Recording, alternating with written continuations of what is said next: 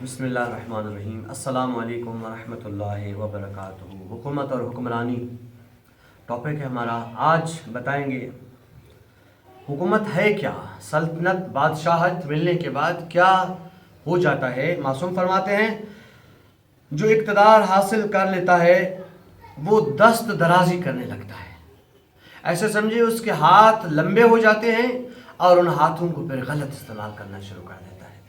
یہ 100% کے لیے نہیں ہے، مگر جو آج کے حساب سے اور آج کی حکمرانی اور حکومت کے حساب سے چل رہا ہے، اس میں ہے کہ جب کسی کو حکومت مل جاتی ہے تو وہ دست درازی کرنا شروع کر دیتا ہے، یعنی اپنے اختیارات ملنے کے بعد اس اختیارات کو مس یوز کرنا شروع کر دیتا ہے، غلط استعمال کرتا ہے۔ امیر سے ڈرے گا، غریب کو ڈرائے گا، یہ چیزیں ہیں اقتدار ملنے کے بعد۔ انصاف حکومت کی زینت اور معافی قوت اور اقتدار کی زکوٰۃ ہے۔ انصاف حکومت کی زینت ہے۔ اگر آپ انصاف کرو گے تو لوگ آپ سے محبت کریں گے، عوام آپ سے محبت کرے گی، لیکن آپ اگر انصاف نہیں کرتے بلکہ انصاف سے ظلم کی طرف جاتے تو بتا چکے پھر لوگ آپ سے باغی ہو جائیں گے، لوگ نفرت کریں گے اس قوم سے، اس بادشاہ سے، اس وزیر سے، میں کہتا ہوں اس پارٹی سے نفرت کریں گے، اس شخص کی وجہ سے جو عدل و انصاف برپا نہیں کرتے، عدل و انصاف کو قائم نہیں کرتے۔ بس سلطنت، بادشاہت، حکمرانی، گورنمنٹ کے زوال کی 4 نشانیاں شاید پہلے بھی بتا چکا ہوں۔ نمبر 1 کہ اصول کا خیال نہ رکھنا۔ ہم کہتے ہیں نا ہم قانون بنا رہے ہیں، لا بنا رہے ہیں، آپ قانون کی پاسداری نہیں کر رہے۔ بس جب کسی حکومت میں قانون کی پاسداری نہ ہو رہی ہو تو وہ حکومت زوال کا شکار ہو جاتی ہے، یعنی وہ حکومت زیادہ دیر تک چل نہیں سکتی۔ اور فری باتوں کے پیچھے پڑنا، چھوٹی چھوٹی چیزوں کے پیچھے پڑ جانا، یا کمینوں کے مراتب بڑھا دینا، جن سے ڈر رہے ہو اس کا مرتبہ بڑھاتے جاؤ، یونین کونسل سے اس کو تحصیل ناظم کے بعد اس کو وزارت دیتے دیتے آخر میں عہدے دے کے وزیر بنا دینا، صرف اس ڈر سے کہ یہ کمینہ ہے، یہ کبھی کچھ کر سکتا ہے، بس کمینوں کے خوف سے اس کے عہدوں کو بڑھا دینا اور شریفوں کے مدارس کو گھٹا دینا۔ یہ شریف ہے، یہ مجھے کیا کرے گا، بس اس سے حکومت اور سلطنت اور بادشاہت کا زوال آ جاتا ہے۔ بس فرماتے ہیں کہ عدل و انصاف کے ساتھ سیاست اور حکمرانی 3 چیزوں سے ہو سکتی ہے۔ نمبر 1 ہوشیاری کے ساتھ نرمی برتو، بہت ہوشیاری کے ساتھ لوگوں کے ساتھ نرمی سے پیش آؤ، اتنی نرمی وہ بھی ہوشیاری سے، ایسا نہ ہو کہ آپ کی حکومت کو لوگ سمجھے کہ یہ کچھ بھی نہیں کر سکتی، پوری دنیا اسے مذاق سمجھے۔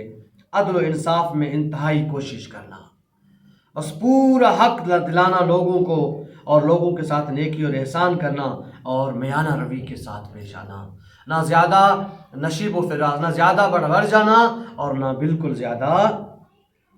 بس حاکم کو اپنی رعایا پر پورا اعتماد اس وقت کرنا چاہیے کہ جب وہ ان کے ساتھ حسن سلوک کرے۔ بس اگر تم حکومت رعایا کے ساتھ حسن سلوک کر رہے ہو تو پھر رعایا بھی تمہارے ساتھ اچھا چلے گی، یہی ہوتا ہے نا۔ تم اگر کسی کے لیے اچھا کرو گے تو پھر دنیا بھی تمہارے لیے اچھا کرے گی۔ نہ خون بہا کر اپنے اقتدار کو مضبوط کرنے کی کوشش نہ کرنا۔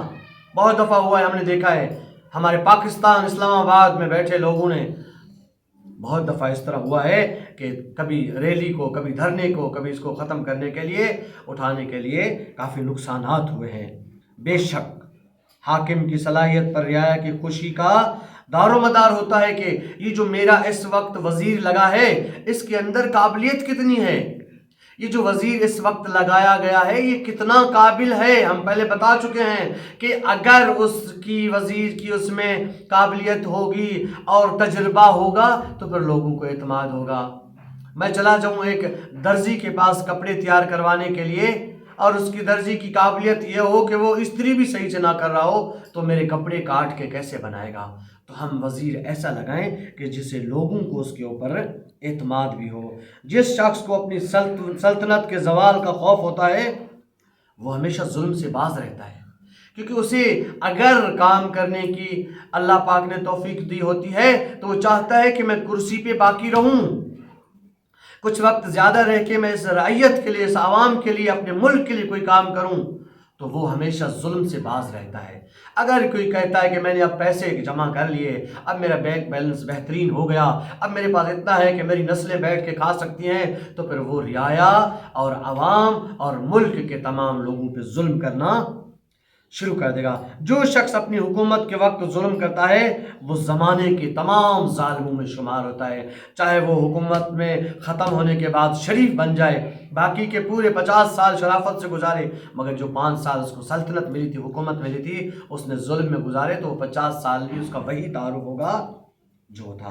بس آخری کہ جب تجھے اپنے زور و قوت اور سلطنت اور شوکت کا گھمنڈ زیادہ ہو جائے کہ میں وزیر اعظم بن گیا، میں وزیر خارجہ بن گیا، اور میرے پاس طاقت ہے، میرے پاس گھمنڈ آ جائے، تو فرماتے ہیں کہ جس سے تیرے دل میں غرور یا تکبر پیدا ہو جائے کہ میں اس وقت وزیر بن گیا، تو خدا بزرگ اور برتر کی عظیم قرب اور ان کی سلطنت کی طرف توجہ کرو کہ تم ایک ملک کی کرسی کے مالک ہو، وسیع کرسی ہو سماوات والارض، وہ اللہ ہے کہ پوری دو جہاں کی کرسی کا مالک اللہ ہے، وہ ہمیں معاف کر رہا ہے، وہ ہمیں رزق دے رہا ہے، وہ ہماری کوتاہیوں سے درگزر کر رہا ہے۔ تم ایک ملک کے ایک وزیر ہو، تم لوگوں کے اوپر اپنا رحم کیوں نہیں کر رہے؟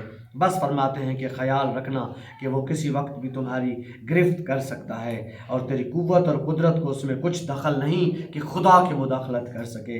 اس طرح کرنے سے تیرے بازو نرم پڑ جائیں گے۔ اگر تم غریب لوگوں کے ساتھ، عوام اور رعیت کے ساتھ انصاف سے چلتے ہو اور انہیں حقوق دلاتے ہو، تو یاد رکھنا یہ عوام، یہ رعیت، یہ کوئی بھی ملک ہو، اس کی جو عوام ہے، یہ بادشاہ، وزیر اور مشرا کے لیے، وشرا کے لیے اور مشیروں کے لیے سمجھیں کیا ہے؟ بازو ہیں، طاقت ہیں۔ بس جس وزیر کے پاس، جس پارٹی کے پاس عوام کی طاقت ہے، وہ ہمیشہ جیتی رہتی ہے۔ ہم عوام ماشاءاللہ اگر چاہیں تو بہتر وزیر لا سکتے ہیں۔ کوشش کریں کہ انشاءاللہ اس بار ہم بہتر سے بہتر گورنمنٹ کو لائیں تاکہ اپنی